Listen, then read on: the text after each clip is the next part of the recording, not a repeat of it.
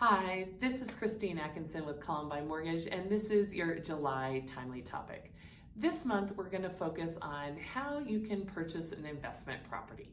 So there are a number of different ways to finance these things. Your standard conforming conventional loans are a great option, but they're really tailored to kind of people who either have only one or two, a couple of investment properties, and a pretty straightforward profile. For those of you out there who are interested in buying properties, either with multiple partners or maybe already own quite a few, or in general have a fairly complex situation, a debt service coverage ratio loan might be just the right fit for you. These loans evaluate the qualification by looking at the cash flow of the property versus the borrower's income. So that can eliminate a whole lot of paperwork headache if you are in the situation that's a little bit more complex. As a result, the rates tend to be a little bit higher than the conforming loan, not too bad. So it is a little bit of a trade-off there. Okay, so how do you calculate your coverage ratio?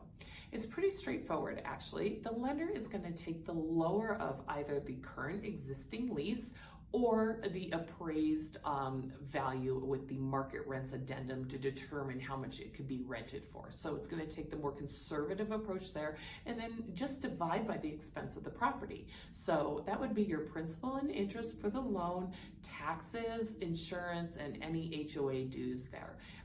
If you have a 1x, so basically the rent covers the expenses, that's a 1x ratio.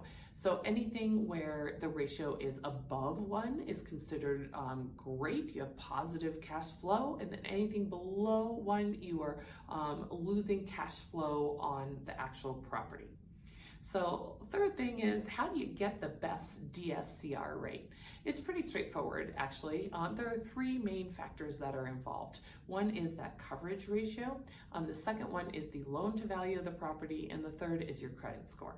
So back to the coverage ratio. The higher the coverage ratio, the less risk the lender has that you won't be able to make the payment because the rent is definitely covering the expenses. So you get a benefit of a lower rate with that. Next, the loan to value, basically how much you're putting down versus the loan amount on the property.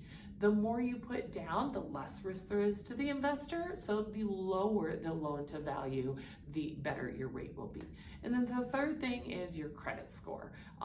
That one's pretty straightforward. The higher your credit score, the lender is going to feel more secure, less risk with that, and so you'll get a lower rate. So if you put them all together and you have a high coverage ratio, a low loan to value, and a high credit score, you will get the best DSCR rate. With that said, there's lots of different options. If one of those things isn't completely optimized, there is a fit for you. Just reach out if you'd like to learn more about these loans, and I would be happy to help. Thanks.